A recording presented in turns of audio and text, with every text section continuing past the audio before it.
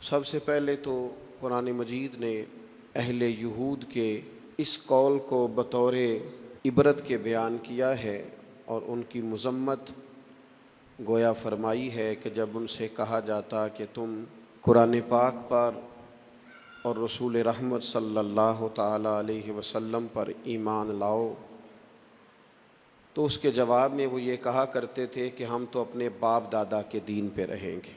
اس کا وہ اصرار بھی کرتے، اس پر وہ شدت بھی کرتے۔ تو قرآن مجید نے اس بات کو ان لوگوں کے گمراہی کے طور پر بیان کیا ہے کہ جب تمہارے باپ دادا گمراہ تھے، کفر و شرک پر تھے، گمراہی اور دلالت پر تھے، تو پھر تمہارا یہ اصرار کیوں ہے کہ ہمیں اپنے باپ دادا ہی کے دین پر رہنا ہے؟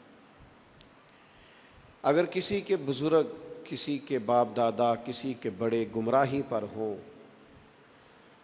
تو اس کا یہ کہنا گمراہی ہے،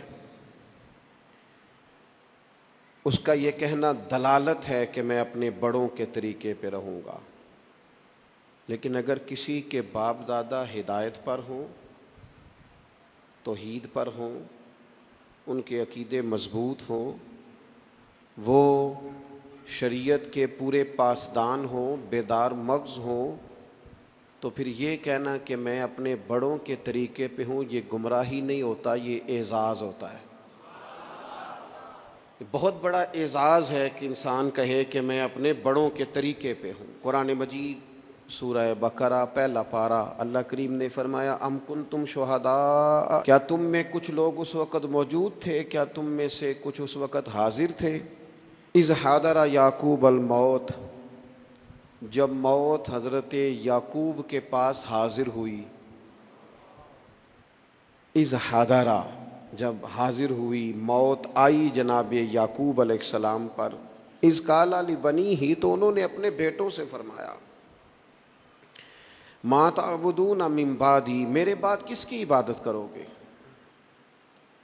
تو جواب تو اس کا یہ تھا کہ ہم اللہ تعالیٰ کی عبادت کریں گے، ہم رب العالمین کی عبادت کریں گے، ہم اپنے مالک حقیقی کی عبادت کریں گے۔ لیکن حضرت یعقوب کے بیٹوں نے کیا جواب دیا؟ قرآن مجید کہتا ہے قالوا نعبد الہک، ہم آپ کے معبود کی عبادت کریں گے۔ وہ جو آپ کا معبود ہے نا، جس کی آپ عبادت کرتے رہے، ہم اس کی عبادت کریں گے۔ وَإِلَٰهَ آبَائِكَ، اور وہ جو آپ کے باپ دادا کا رب ہے نا، آپ کے رب کی عبادت کریں گے، اور جو آپ کے باپ دادا کا، آباء و اجداد کا رب ہے، اس رب کی ہم عبادت کریں گے۔ کون باپ دادا؟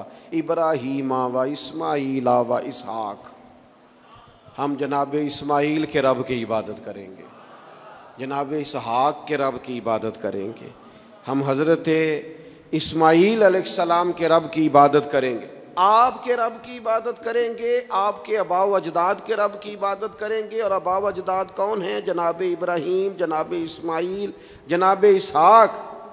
اب جا کے کہا الہ واحد، ان کا معبود ایک ہی معبود ہے، ان سب نبیوں کے معبود، ہم اس رب کی عبادت کریں گے جو آپ کا رب ہے، آپ کے آباء و اجداد کا رب ہے، ابراہیم و اسماعیل و اسحاق کا رب ہے۔ اگر کسی شخص کے بڑے گمراہ ہوں اور پھر وہ ان کا ذکر کرے کہ میں اپنے بڑوں کے طریقے پہ ہوں، تو یہ اس کا ذکر گمراہی ہے۔ لیکن اگر کسی کے بڑے ہدایت یافتہ ہوں، ہدایت کا منارہ نور ہوں، ان کی زندگیاں مشعل راہ ہوں، ان کے نقوش قدم بڑے تابناک ہوں، تو پھر تو اسے سر اٹھا کے بات کرنی چاہیے، پھر تو اس شخص کو اعزاز سے بولنا چاہیے۔